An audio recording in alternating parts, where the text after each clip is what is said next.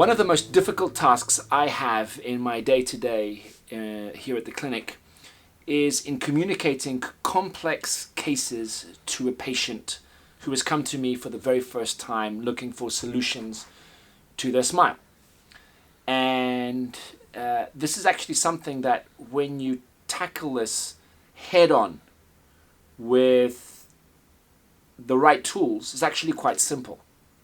If you follow the science, if you follow the mechanics, if you follow the rules, and discard at the very beginning of the discussion whatever financial consequences the right thing might be, you usually come up with the right answer. And I'm saying this because a lot of dentists fear giving a complete treatment plan to their patients in fear that the amount of work that is required and the costs of that work will scare a person you just met. Because let's face it, most patients think that their dentist is going to screw them on the costs because dentistry is expensive. So let's tackle this in different ways. So let's start from the way that it should happen.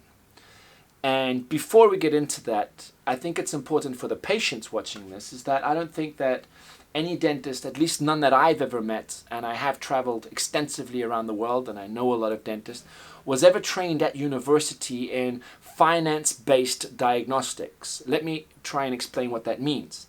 It means doing a treatment plan based on a patient's financial capacities. No dentist was trained to do this at school, yet it is what most dentists do in a first appointment, which is looking at the patient's x-ray or looking at their mouth and then trying to figure out how much the patient can spend and then coming up with a treatment plan that the patient feels comfortable with. That's not dentistry, that's commerce. And quite frankly, I was never taught how to do that and I refuse to practice that way. I know that it is very difficult for dentists to deal with this. And I think patients have a huge responsibility in understanding the difficulties us dentists have because nobody in society has ever really understood what it means to be a dentist and how difficult it is to run a dental practice. So this message here, this video, is to try and help both the patients and the dentists uncomplicate this very difficult task of communicating large cases. I mean, I'm not talking about a filling or extraction or bleaching, which is like one treatment. I'm talking about cases that require lots of different things. People that have really bad mouths due to accidents or genetic issues, but most frequently old dentistry that needs to be replaced. And this is a growing trend within the industry, which people that have had dentistry done 10, 15 years ago, and now it's time to change everything. Because you're not looking at one tooth, you're looking at the entire mouth as a system. And on average, you're looking at 14 upper teeth, 14 lower teeth. That's 28 teeth on average that need to interact in between each other and against each other. And they have to be healthy, functional, aesthetical, and comfortable for the patient. So most patients, when they come to the clinic, they bring their clinical problem, and in their head it's really complicated, and they're very nervous, and they're very upset, and they're probably going to go shop around to several clinics for different answers, which is 100% legitimate, and I actually endorse that, and I think it's a good thing to have several opinions. But unfortunately, they'll probably go for a budget instead of a solution.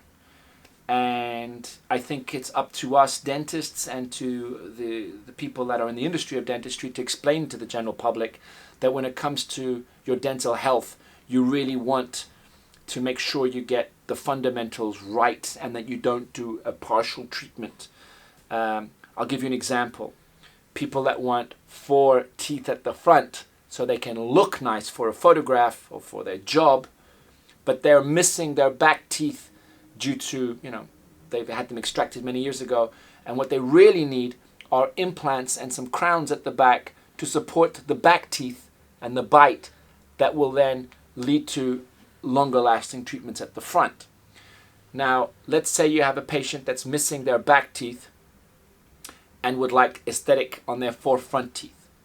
The dentist that accepts just treating the 4 front teeth is doing a disservice to their patients. Why? Because no ceramic in the world will last that long if you don't have posterior function. But of course, when the dentist is communicating this to you, it's very difficult because now you have 2 different kind of approaches. You have the aesthetic and the functional, and if you add it up on the bill, it's going to cost a lot more than what the patient was initially looking for. And us dentists who are not trained in sales, we're not trained in marketing, we're not trained in finance, have a difficult time in communicating this to the patient because, let's face it, we have a business to run, we have bills to pay and salaries to pay, and these things are kind of difficult to manage. So we end up doing what the patient wants and not what the patient needs. And then we figure out, oh, well, let's do this at a later date. I'm not a proponent of that. I don't think that is dentistry because it ends up perpetuating the problems, and the patients spend time in the dental chair, they invest, and they're not getting their problems solved. So I'm a big proponent of the first appointment and not thinking of the first appointment as a sale, but rather than a conversation about health. And I'm just happy having a first appointment with the patient and talking to them and letting them then know what is wrong with their mouths. Basically, letting them look at a mirror of their problem. How do we do that? Well, we have CBCT, intraoral scanners, facial scanners. It's all included in our first appointment, which only costs 90 euros, by the way. But moreover, the most important thing is we spend hours with the patient, talking to them and understanding what really needs to be done regardless of the cost. So from a biological, functional, and an aesthetical standpoint. And, in some cases the patient can't afford the treatment that they would like to have, but that's okay. So I often say this, that I would rather lose a patient for the right reasons, meaning they can't afford the correct treatment, than for the wrong reasons, which is doing something fast and what they would like to do, like something cosmetic and not something functional, and having problems down the line. And that is something that I actually pride myself in, and our team here.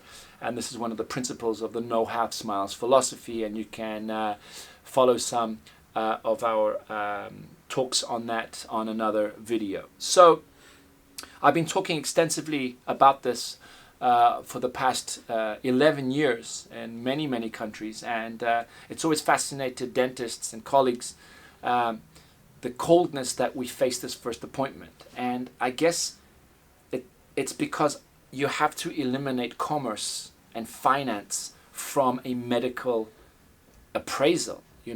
I was never ever trained to filter out what was necessary from unnecessary from a financial standpoint. When you're tackling complex oral rehabilitation from a medical perspective, which includes the biomechanics, then everything's important. All 14 top, all 14 lower, the gums, the bone, the soft tissue, the contact points, the fit, the root canals if you need those, the surgeries, the implants, everything is important so your patient has a comfortable smile. And that is why I coined the phrase back in 2008, financial-based diagnostics is killing dentistry. So you're going to have to figure out what kind of dentist do you want to be. Do you want to be a quick fix dentist, or do you want to be a longevity dentist? Do you want to be playing checkers, or do you want to be playing chess? Do you want to be doing quick marathons, or do you want to be doing, the long jog that it takes, the long run that keeps you in the game for decades? I've been doing this for 20 years, and it's not the quick sprint that brings success. Success is keeping your patients over a very, very long period of time from an occlusal perspective, from an emotional perspective, and having their kids come to you and their kids' kids come to you. So all I wanted to say was that a lot of group clinics that are opening up around the world right now have actual marketing specialists and commercial directors that are sitting there with financial objectives, and the patient meets a dentist, takes some x-rays, but then goes and sits with the financial person that is trying to talk the patient through how to get the money off that patient. I don't think that is a wise thing. I think that the dentist should spend as much time as he can and invest as much time as he can talking to the patient And if the patient can't afford the right treatment, then, you know, sometimes it's best not to do anything than to just do partial dentistry. So sometimes it works, sometimes it doesn't. At least our philosophy is to not do any financially based treatments, but to do medically and scientifically sound treatments. And that is the fundamentals of longevity in this game.